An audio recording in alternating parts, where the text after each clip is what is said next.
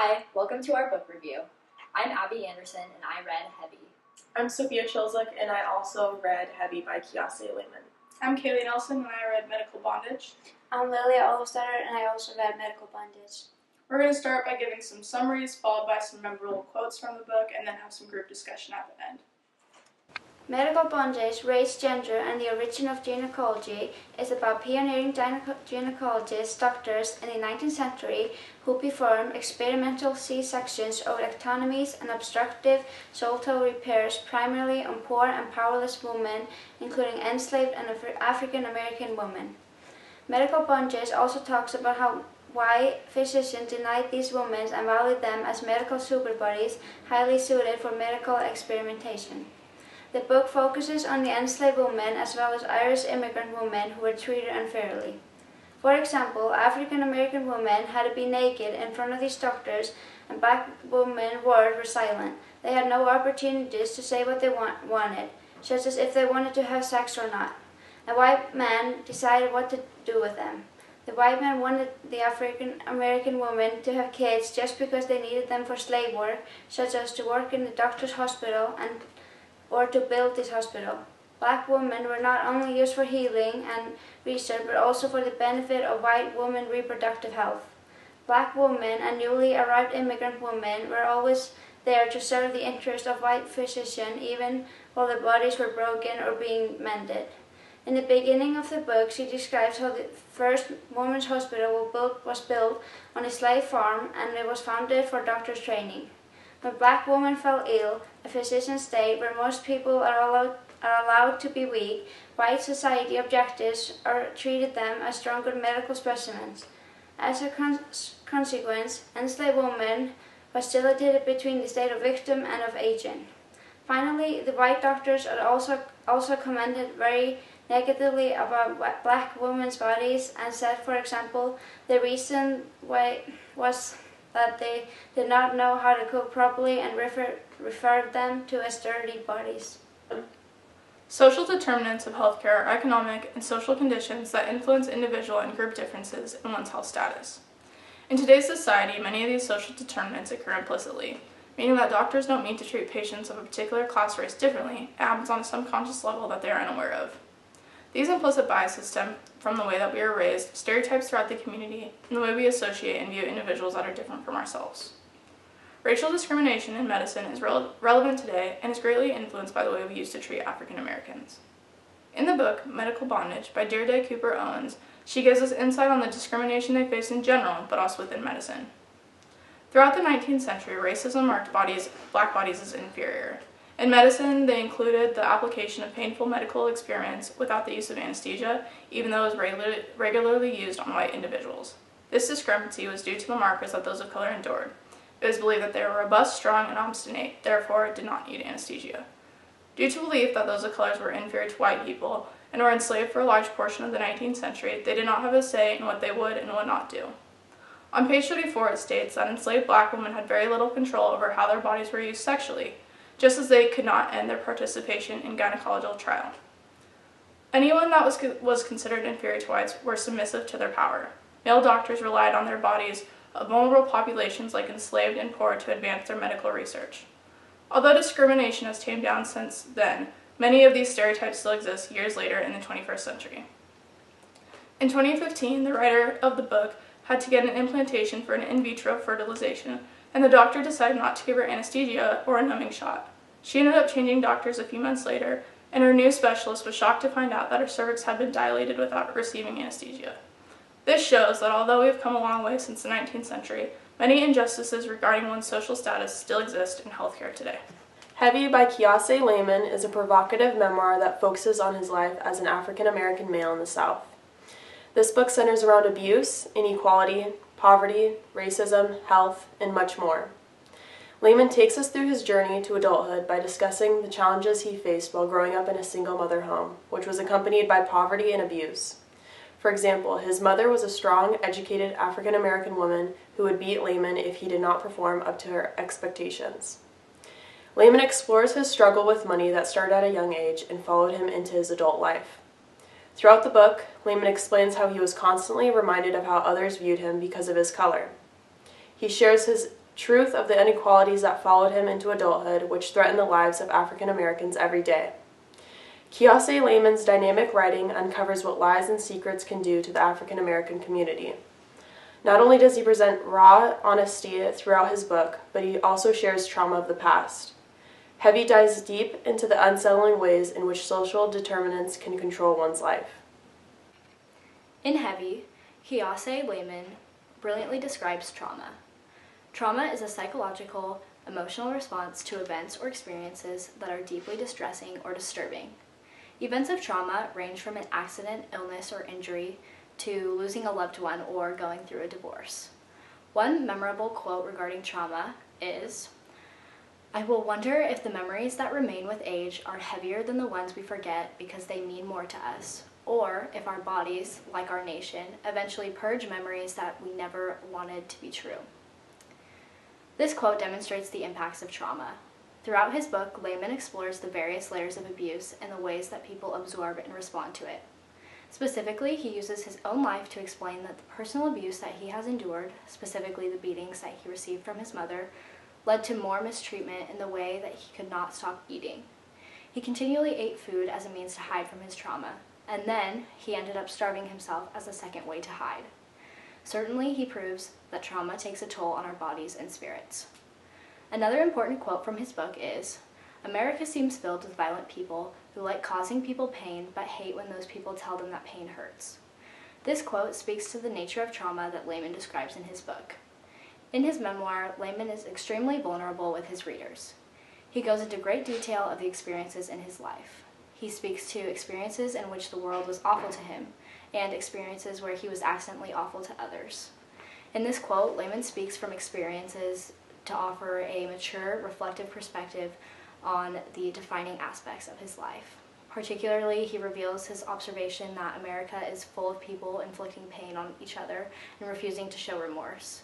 Lehman's comment truly explains why trauma is prevalent and continues in a never-ending cycle.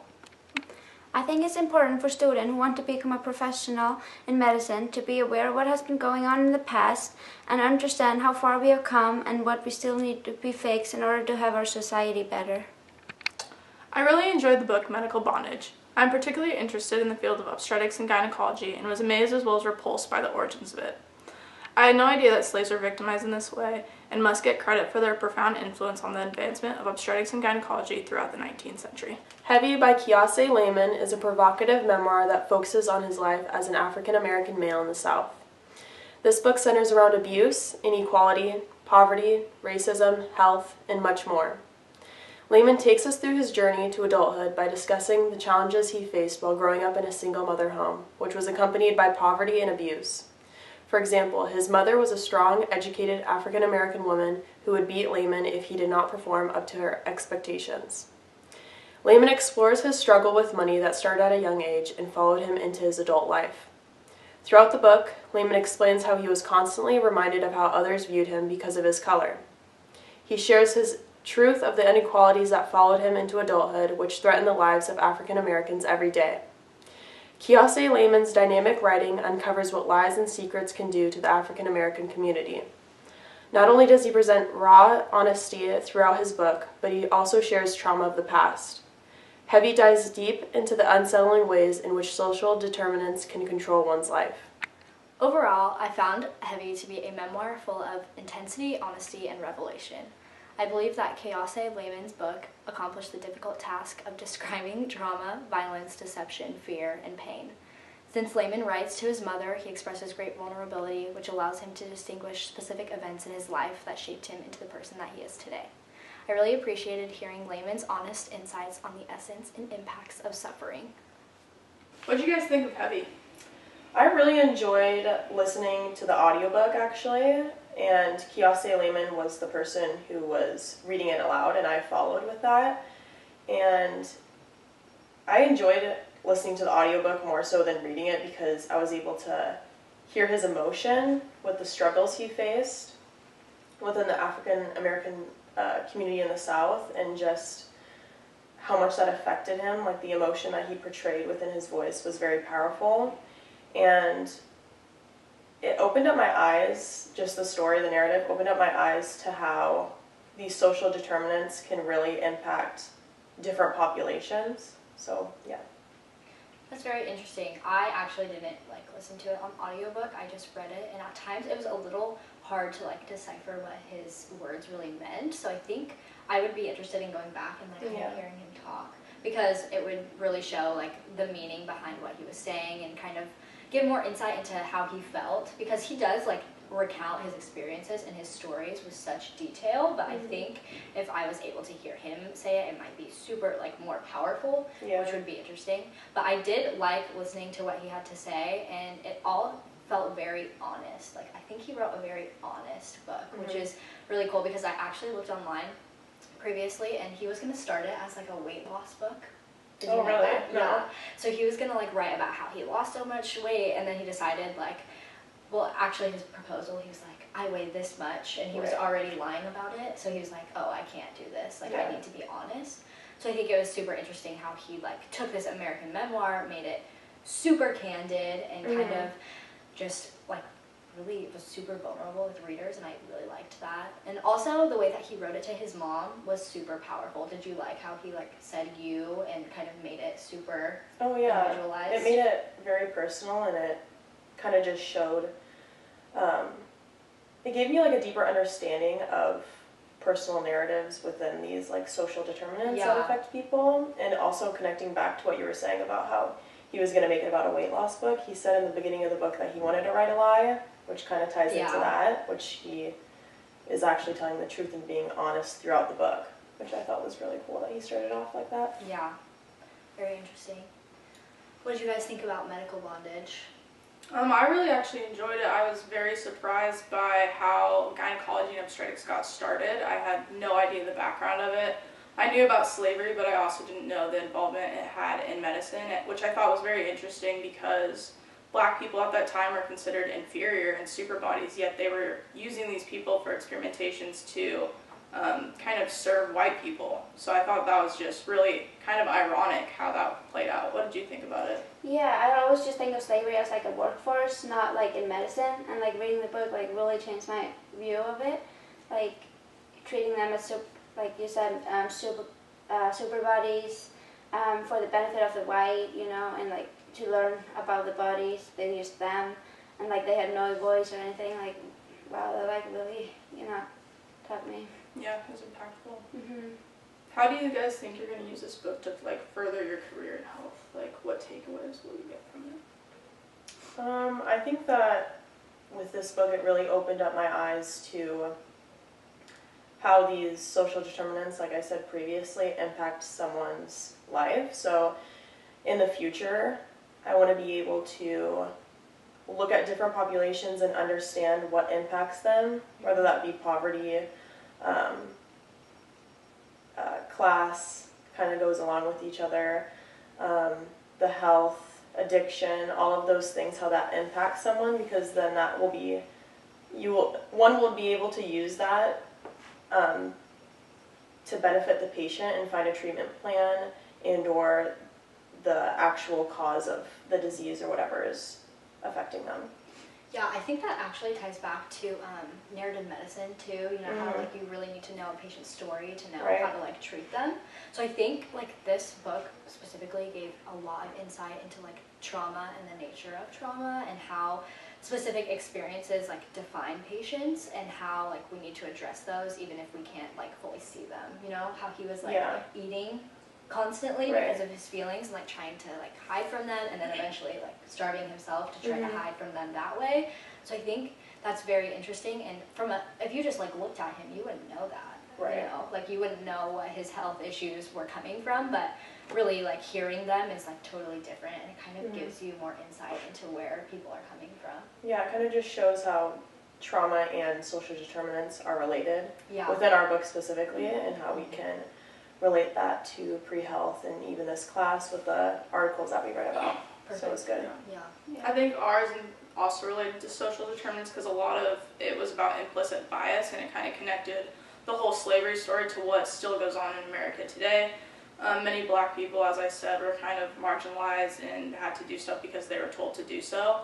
And then the author actually went in and she was also kind of victimized in the situation and wasn't giving anesthesia. And so this just shows like the implicit bias. Like a lot of times we're not aware of how we treat others, and it comes from stereotypes that we face. And so I think it just made me more aware of like making sure that I don't do that to patients and just looking at them as a whole, kind of like you said.